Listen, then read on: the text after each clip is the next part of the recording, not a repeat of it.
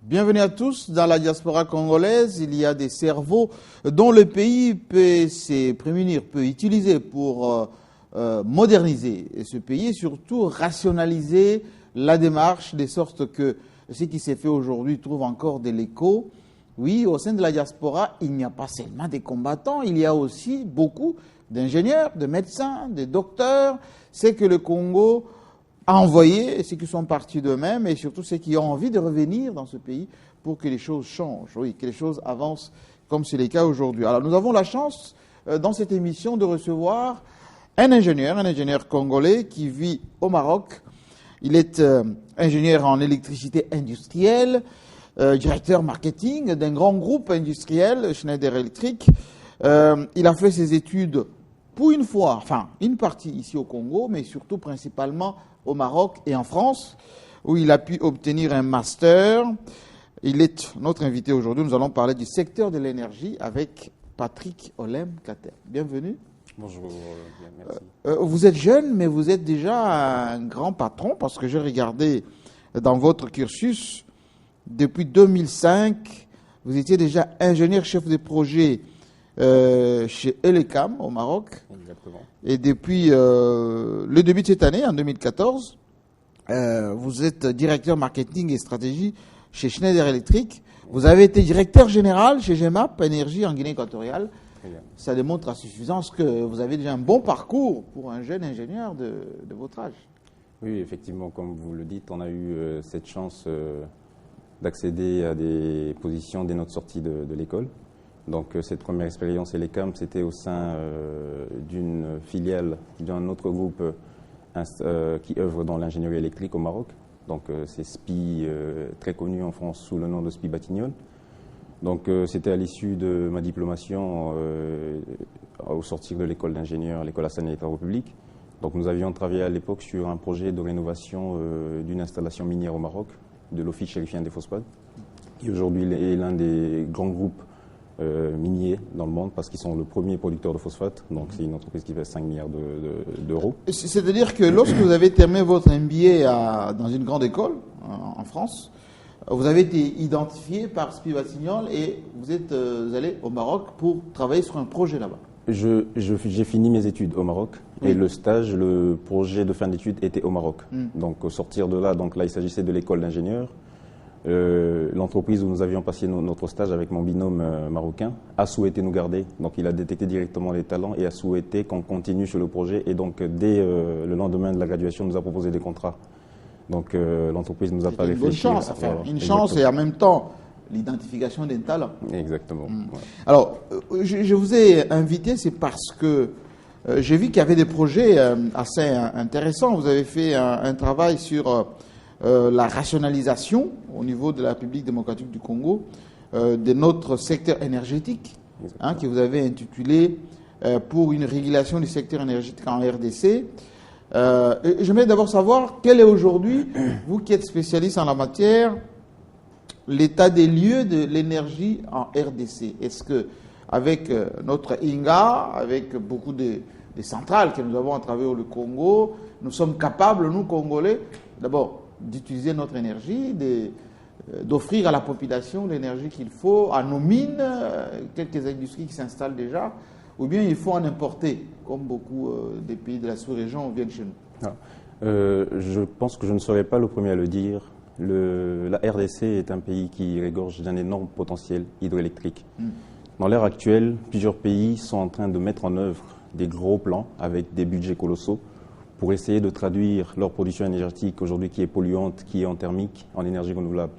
Nous, nous avons cette chance déjà d'avoir été gâtés par Dieu, par la nature, Nous avons un fort potentiel hydroélectrique et aujourd'hui, notre site dont on parle aujourd'hui, Inga, est l'un des premiers sites côté potentiel hydroélectrique. Il est premier devant Trigorge en Chine, devant James Bay au Canada ou encore Itaipu au Brésil.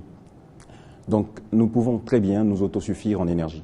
Il suffit de mettre en place la bonne structure du marché et du secteur. Il suffit de mettre en place les bons régimes. Et nous serons d'ailleurs pourvoyeurs d'énergie pour nos très chers voisins, pour la sous-région et pour même le continent. Alors, nous avons beaucoup d'ingénieurs qui nous suivent en ce moment, quelques ministres aussi, bon, pourquoi pas les chefs de l'État ou les grands décideurs dans ce pays. Je vais vous poser des questions telles que M. Tout-le-Monde se les pose par rapport à notre Société nationale d'électricité, SNEL. Il y a beaucoup d'ingénieurs à la SNEL, il y a beaucoup de managers qui sont succédés là-bas. Même Tchongu Chibi, qui était le ministre en charge de l'énergie à l'époque, électricité et l'eau, est passé aussi par là. Mais pourquoi on n'arrive pas à résoudre le problème d'électricité dans notre pays? J'ai vu que votre travail, vous l'avez effectué sur peut-être la spécification de métiers dans notre domaine. La production, le transport et la distribution. Pourquoi ça ne fonctionne pas? Je dois dire qu'aujourd'hui, le modèle actuel de fonctionnement de notre secteur énergétique, principalement l'électricité, est très monopolistique. Si on remonte le temps et l'histoire, nous verrons qu'au lendemain de notre indépendance, le secteur énergétique était composé de plusieurs entités. On a la Colétrique, on avait les forces de l'Ouest, on avait les entités décentralisées qui géraient l'énergie. Donc suite à la création du projet Inga, je crois en 1967, la commission qui a géré le projet s'est transformée plus tard par décret présidentiel en 1970 en SNEL, donc la Société nationale d'électricité telle qu'elle existe aujourd'hui. Et donc depuis lors, cette société aujourd'hui a la primeur et de gérer... Le monopole. Le monopole. On devrait le dire. Est-ce que c'est une bonne ou mauvaise chose que la SNEL ait le monopole aujourd'hui? Aujourd'hui, bonne ou mauvaise chose, dans l'état actuel des choses, nous trouvons qu'il y a quand même quelques défaillances. Pas totalement liées. Pour ne pas dire beaucoup. Voilà, pas totalement liées. Si les Congolais, vous lui demandez l'image qu'il a de la SNEL, il va dire délestage, on a des problèmes, des factures, etc. C'est une mauvaise image, il faut se le dire. On dirait que c'est une mauvaise image. Aujourd'hui, le commun des Congolais le dirait ainsi. Mais on doit reconnaître aujourd'hui que la SNEL aussi est une société qui est dotée de braves personnes qui ont fait de leur mieux aujourd'hui pour essayer de fournir ce qu'on a. Le problème est profond et il nécessite une analyse. Mais aujourd'hui, si nous faisons juste un petit parallélisme, un petit benchmarking dans le monde actuel, avec des pays très développés, des pays peu avancés ou des pays de la sous-région, nous trouverons que le secteur énergétique est organisé différemment. Donc aujourd'hui, il serait important de faire cette analyse qui a été faite dans notre travail pour voir qu'aujourd'hui, il est important de scinder cette value chain, comme on le dit, de la production énergétique en des métiers bien distincts. Donc nous parlerons de la production, du transport et de la distribution. En le scindant ainsi, comme cela a été fait dans d'autres pays. Dans quel pays ça a été fait comme ça, avec la séparation de métiers? Aujourd'hui, on a deux modèles. On a un modèle anglo-saxon qui a été fait au Royaume-Uni, aux États-Unis, en Australie, qui a consisté à créer des entités décentralisées par État, par province, avec une certaine supervision légère de l'État. Oui. Donc il y avait des États, comme en Californie, une autorité d'électricité autonome, et ce modèle-là a prouvé ses limites. Il y a un deuxième modèle qui est un peu européen, donc on le voit en France et en Espagne. Avec EDF, qui consiste aujourd'hui à décentraliser, à éclater ce qu'on appelle de l'utilité historique sur ces trois métiers, mais tout en mettant en place une agence de régulation qui est sous tutelle de l'État. Autrement dit, est-ce qu'il faut privatiser ou il faut que la SNEL, en son sein, fasse la segmentation des métiers? Si aujourd'hui vous êtes appelé, parce que vous êtes quand même chef de projet, vous avez piloté beaucoup de projets, stratégiquement, vous proposerez quoi? Ce que je proposerai aujourd'hui pour notre pays, ce n'est pas une simple privatisation de la SNEL, c'est un démantèlement par métier pour rendre plus compétitif et focaliser plus d'attention sur chaque segment et pour laisser de la place à des nouveaux acteurs. Donc aujourd'hui, la SNEL a un certain nombre de ce qu'on appelle assets in English, donc des actifs qui sont constitués de ces barrages, du réseau et des réseaux de distribution il s'agit de faire un bilan, une sorte de due diligence, d'évaluer tout cela et de faire, comme aujourd'hui l'État congolais est en train de le faire, donc on a déjà commencé par la transformation en société commerciale, de concentrer la SNEL sur ce qu'on appelle les monopoles naturels. Le monopole naturel aujourd'hui, c'est le réseau de transport. Donc, quand on éclate le secteur de l'énergie, il n'est pas question qu'aujourd'hui qu'on privatise, par exemple, le transport, parce que ça relève du domaine de l'État. Donc, c'est difficile aujourd'hui de voir des pays où la route... Qu'est-ce qui serait privatisable? La production avec les centrales, le transport avec le réseau, ou bien la commercialisation avec les consommateurs? Ce qu'il est déjà automatiquement et naturellement, c'est la partie fin de ligne, c'est la partie distribution. Oui. Donc, aujourd'hui, plusieurs pays de la région, plusieurs pays du monde font ce qu'on appelle de la délégation de services publics. Donc c'est une libéralisation avec des concessions et des délivrances de licences à des opérateurs privés qui ont en charge de petites localités urbaines ou rurales et se chargent de la délivrance. Mais les gens de la SNEL vont vous dire qu'on a déjà commencé l'expérience avec quelques petites sociétés, notamment ici à Kinshasa, certaines communes comme Montfleury, un peu... Ngaliema ou ailleurs, où on a vu des sociétés privées avec des compteurs qui sont installés pour rationaliser un peu la distribution. Est-ce que c'est une solution, on va dire, durable, rentable, ou bien ce sont les balbutiements qui n'apportent pas des grands résultats? Nous n'allons pas aller peut-être dans un terrain d'évaluer ce qui vient d'être lancé par rapport à la ville de Kinshasa, oui, mais cette notion de délégation et de concession va dans un contexte plus grand. Il ne s'agit pas plus global de donner une commune ou de donner deux juridictions dans une ville, mais il s'agit d'une province tout entière. Je vous donnerai l'exemple d'Afrique du Sud. Aujourd'hui, vous allez au Gauteng, vous avez le Gauteng Power Authority. Donc il s'agit de prendre en charge toute une ville avec une certaine quantité critique pour des raisons de rentabilité par rapport à l'investisseur privé pour gérer toute une ville. Oui.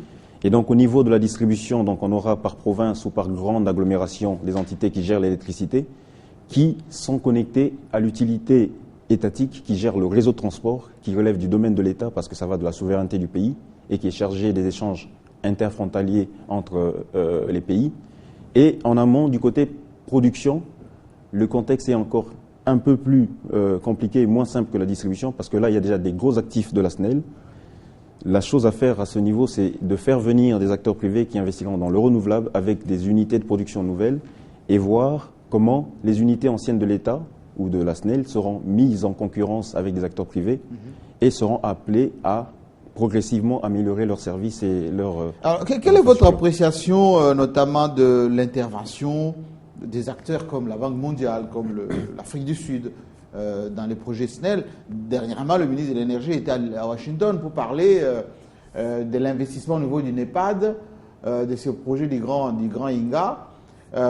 Est-ce que c'est une très bonne chose qu'il y ait beaucoup d'acteurs qui interviennent au Congo parce que INGA c'est un grand projet, on va dire, continental, ou bien il faut que la République démocratique du Congo s'approprie ce projet au risque que ça lui échappe? Je pense que les questions énergétiques dans le monde aujourd'hui sont des questions qui relèvent de la souveraineté de l'État et qui aujourd'hui dans le monde suscitent pas mal de conflits. Donc on voit aujourd'hui la Russie qui n'hésite pas à faire un peu de chantage à l'Union européenne pour les questions de gaz. Oui.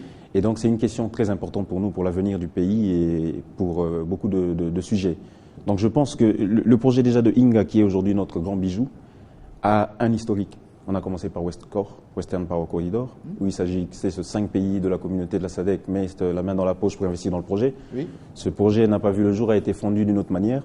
Je pense qu'aujourd'hui, la formule actuelle, telle qu'elle a été réfléchie, est une avancée positive. Moi, je suis totalement supporter de cette initiative, parce que pour une petite mise, on aurait cédé des parts sur un patrimoine important pour le Congo. Oui. Dans la formule actuelle, donc je crois qu'aujourd'hui nous avons donc un pré-contrat d'achat avec l'Afrique du Sud sur la phase INGA 3 de 4000 MW. C'est important parce que dans ces grands projets d'infrastructures électriques, les budgets sont immenses. Il s'agit alors de ne pas se dire nous dépensons beaucoup d'argent pour après les récupérer comment, mais on peut réfléchir, comme on l'a fait, à des achats anticipés, ceux qui préfinancent le projet et avec des acteurs comme l'Afrique du Sud qui est un pilier de l'économie africaine, industrielle, oui. Le projet est devenu bancable et rentable. Je crois que depuis cette formule-là et depuis l'intégration de l'Afrique du Sud dans le projet, pas mal d'autres partenaires européens ont augmenté leur crédit et leur confiance en ce projet. Alors justement, une question beaucoup plus directe.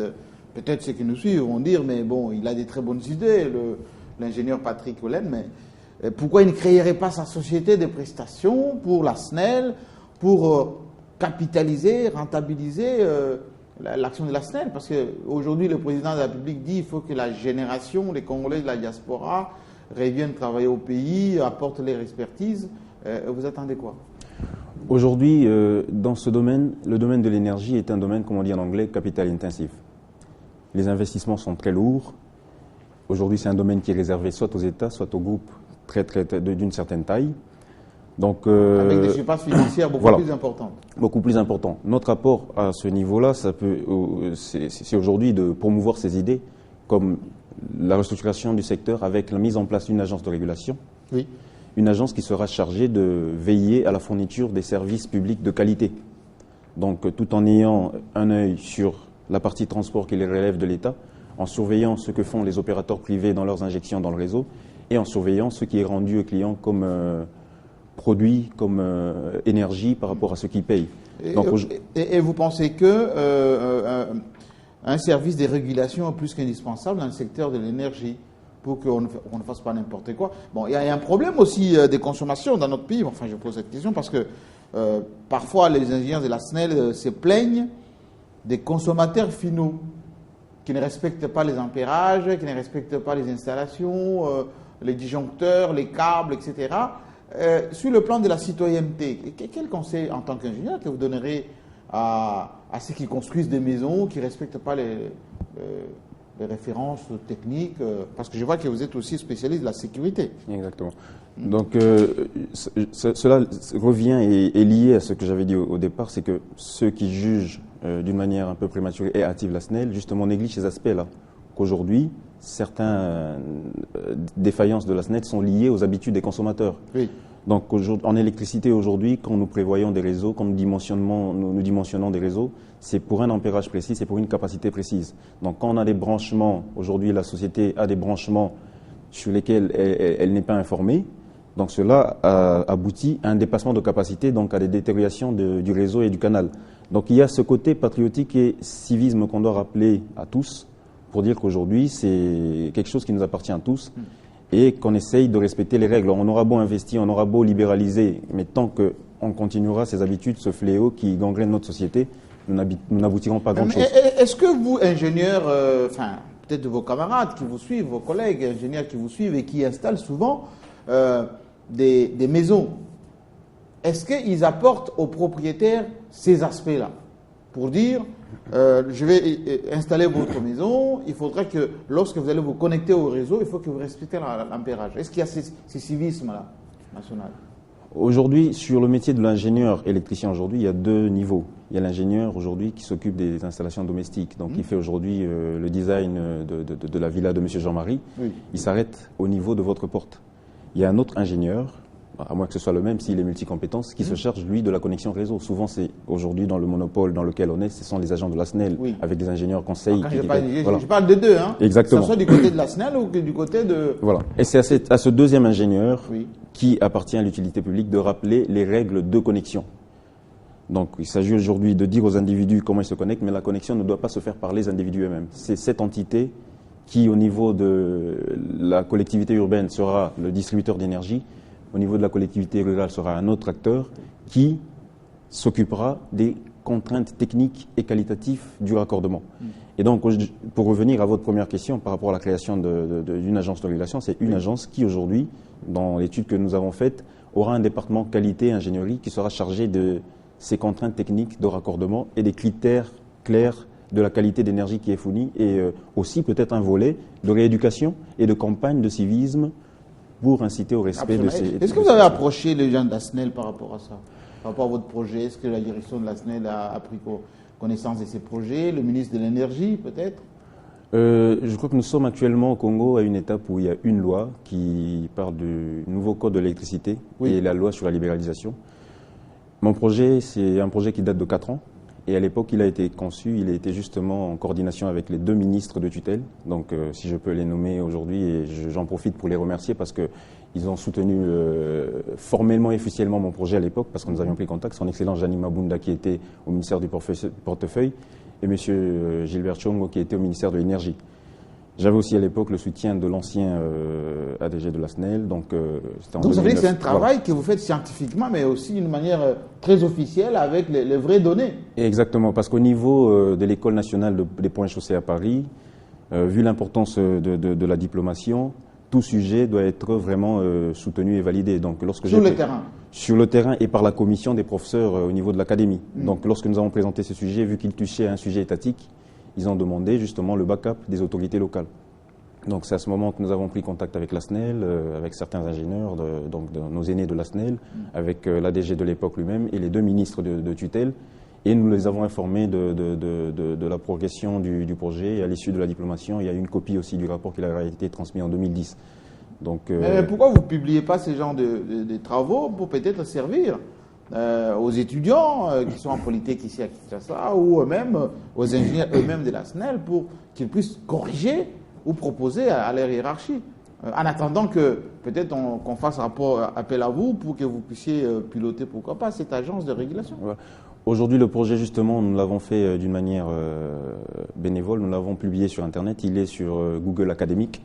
Ah, c'est en ligne? C'est en ligne. Donc, ceux qui souhaitent se renseigner là-dessus peuvent taper donc, en recherche directement mon nom ou le projet de restructuration. Nous l'avons publié justement pour partager ce que nous avons trouvé, parce que c'était des mois et des années de recherche, donc en combinant plusieurs sources, autant des experts, je ne l'ai pas mentionné, nous étions aussi en contact avec des experts de EDF, des experts des sociétés, là où nous vivons par exemple, l'Office national marocain de l'électricité, qui est aussi un modèle, parce qu'aujourd'hui, là-bas, on atteint 90% de taux d'électrification.